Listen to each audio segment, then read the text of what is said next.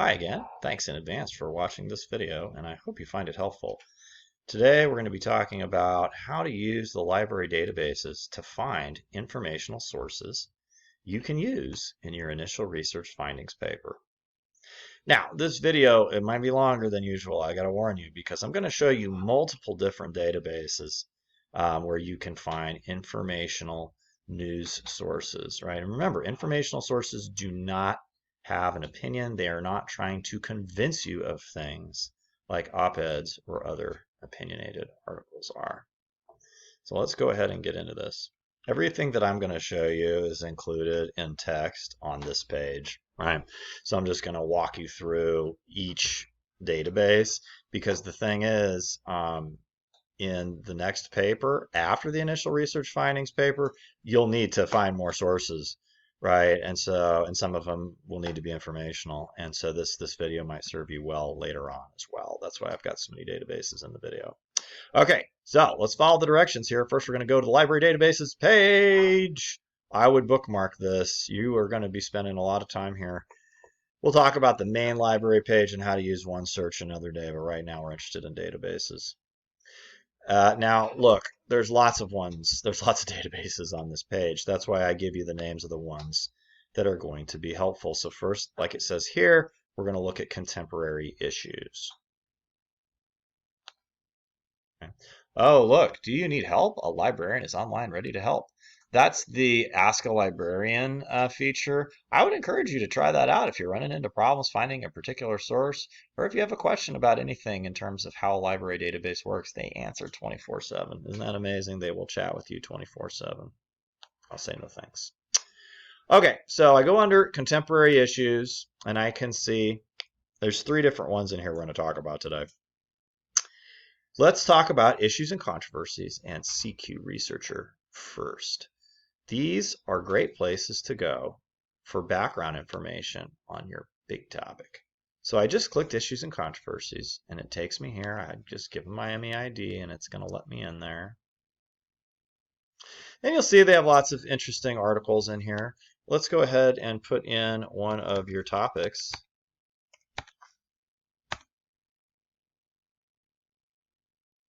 Aha! The opioid epidemic. Should the government take more aggressive measures to address the opioid crisis? Let's check it out. You can see it's nice and recent, meets the standards for being current that we talked about in crap testing. Again, you do need to be sure you crap test even articles you find at the library. Sometimes you will find ones that are too short to be useful and won't be at the right level. Anyhow, so here is some excellent background information about the opioid crisis, right? It's a very, very, very lengthy article, but it gives you some pertinent facts you could potentially use in your background section. As you can see, these big articles like this, they do also sometimes offer things that might connect to your subtopic, right? So when we talk about healthcare solutions, right, these are things that some op-ed writers are interested in writing about.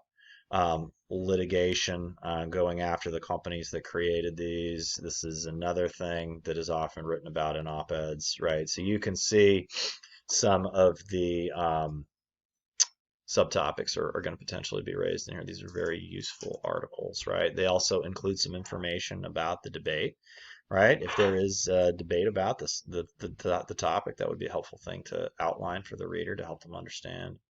And then look what's at the end.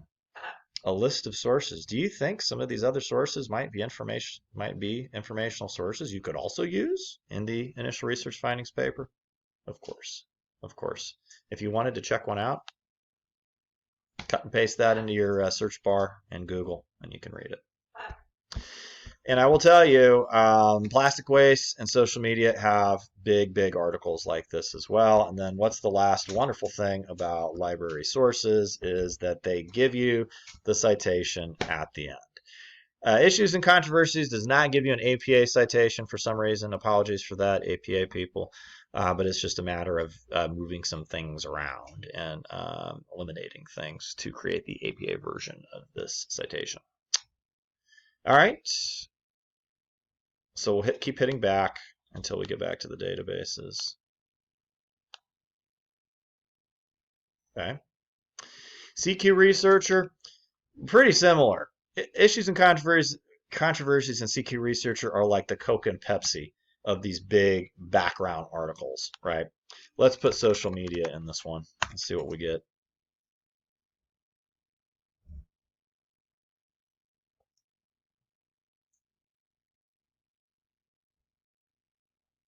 Look at this.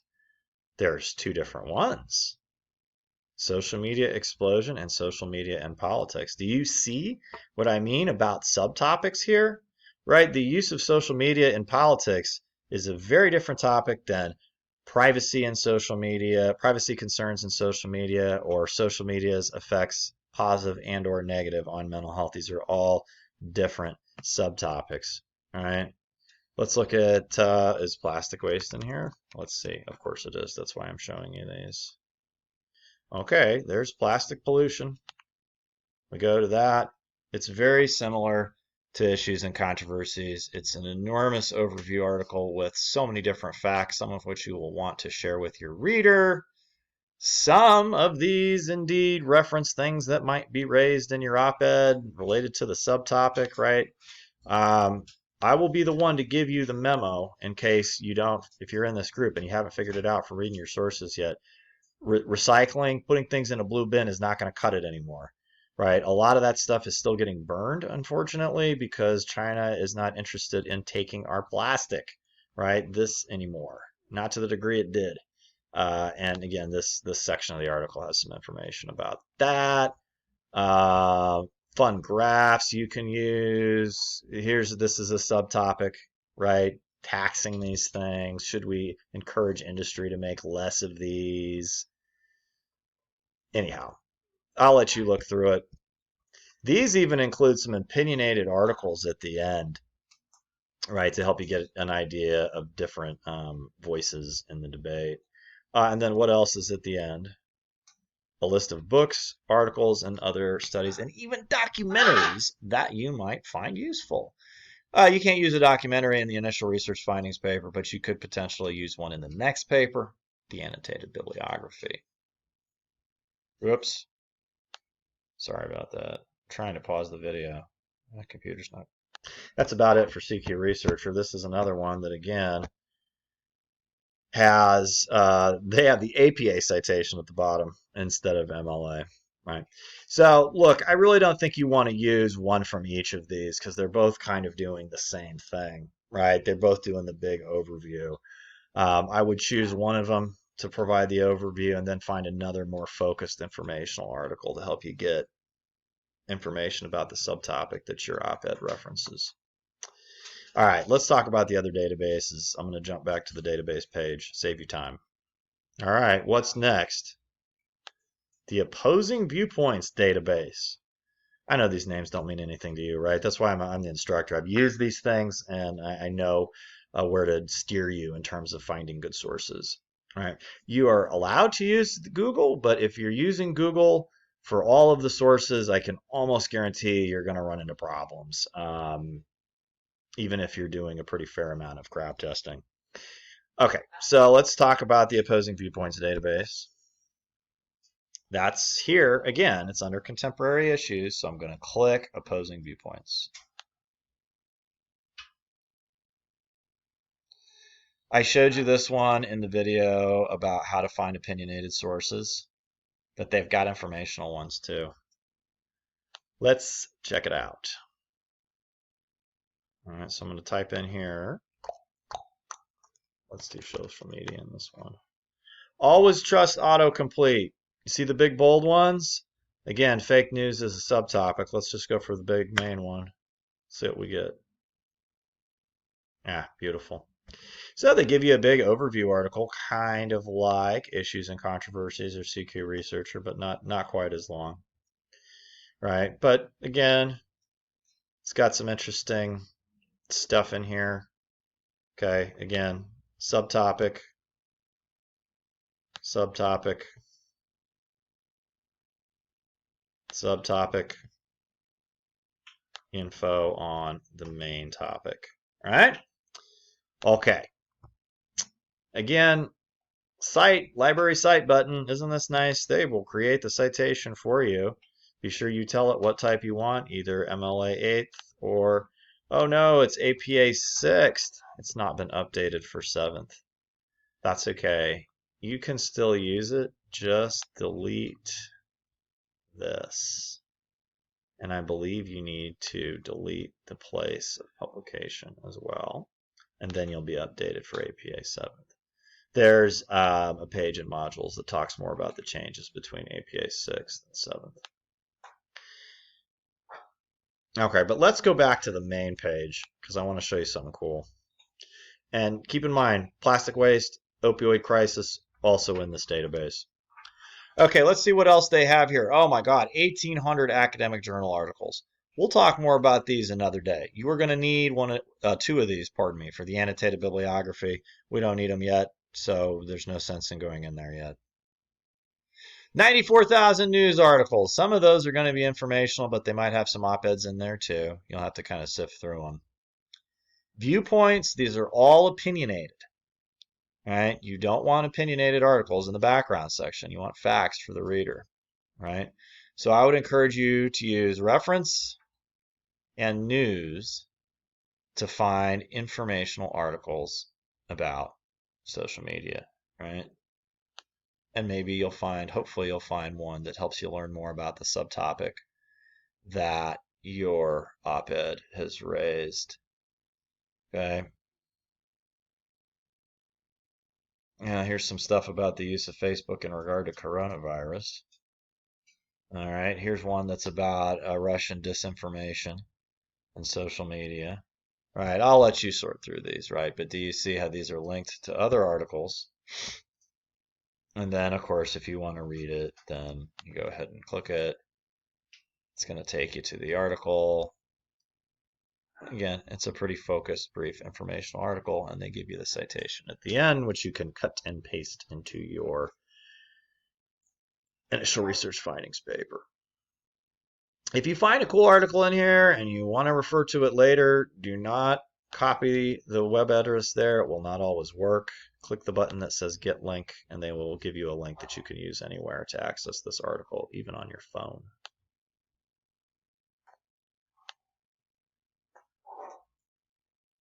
Okay, so that is about it for opposing viewpoints, but I'm hoping that you're seeing how much cool stuff you can find and potentially use in here. We'll talk about academic journals and statistics more another day. Same with videos, because that's not what we're looking for in the initial research findings paper. You might even look at magazines as well for informational articles that you could potentially use. Browse them, try to use the titles to make decisions about ones that look interesting. Read them, find ones you can use. Let's go back to the databases page for one more database. All right, our final database we're going to be talking about today is the Credo reference database. So here's the list of the databases. We already talked about these three. Now we're going to scroll down. Under general reference, we're going to go to Credo reference. Gale virtual reference works pretty good too, but let's show you Credo reference. That's a fun one. I'll let you play with both of them. Okay, so again, they've got kind of big overviews, but we're going to use the search bar here. All right, let's type opioid crisis. I'm kind of trying to alternate between the three topics, right? So I'll hit that. How the opioid crisis is disrupting hospital care. The opioid crisis is a big issue in New Hampshire. Lack of treatment for opioid use. These are all going to be usually informational articles. These all look like they could be related to different subtopics. Yeah, this is about different kinds of treatment for opioid addiction, and the fact that this is not available apparently in some Canadian prisons and jails. Interesting, I did not know that, because many American jails, at least when I lived in Pittsburgh and was working as a caseworker, I know they did offer some opioid treatment in jail there, treatment for withdrawal at least anyway. All right, let's try plastic waste. And see, you have to experiment, right? Like which is going to work better, plastic waste or plastic pollution? I don't know. We'll see. I can't remember, right? I know that they've got articles about it, but this is good practice for the libraries. You have to be willing to experiment with keywords and potentially even come up with better ones than what I've got. Uh-oh, my internet's down. Hang on. Sorry about that. Don't you hate internet drama? So here is some results about plastic pollution. You see they give you suggestions for related searches, right? So pollution, that's going to be too broad, but maybe plastic might work good. Marine debris, but let's look at some of these 278 results. So microplastic pollution is everywhere, but students are still learning how it harms wildlife. You might not know what a microplastic is yet. No worries. This article will probably help explain it to you. Right? So this is helpful to read, not extremely long, but is potentially going to give you some helpful information you can use. Now, look, here's one that is a definition from the dictionary. I don't think you should use this in the paper, right? It's too long, it's too short. It's not at the right level. I think that rather than defining things, you know, maybe you're going to need to include some definitions, perhaps, of what a microplastic is. But I think you want to, again, you want to focus on delivering pertinent facts about the issue as opposed to just definitions. It's nice. It tells you how many words some of these are, right? And so you can get an idea if it's long enough that it's going to do what you want. Here's a nice long one, contamination of our oceans by plastic. Perfect for the overview. It's got a cool graph. Oh, yeah, I recognize that image. I've looked at this one before. Okay. Risks of human health, economic impacts. Oh, are you smelling subtopics here? I am, right? Okay, biodegradable alternatives. There's a subtopic, right?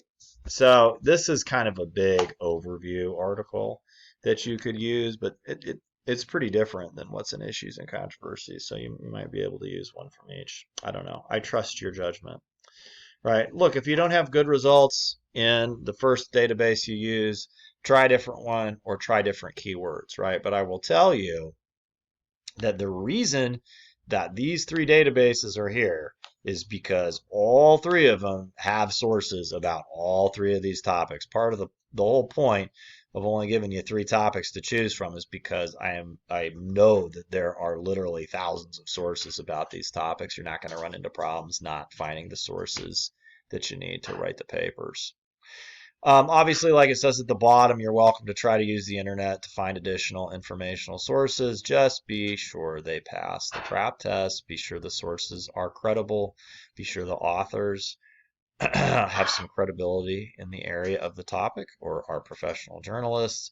Be sure the periodical is one that is credible. Again, check their about page to find that out. I'm talking about authority here, but you should, of course, make sure also that they are current. We've already talked about CRAP testing, right? That's in other module contents, just offering a reminder to you.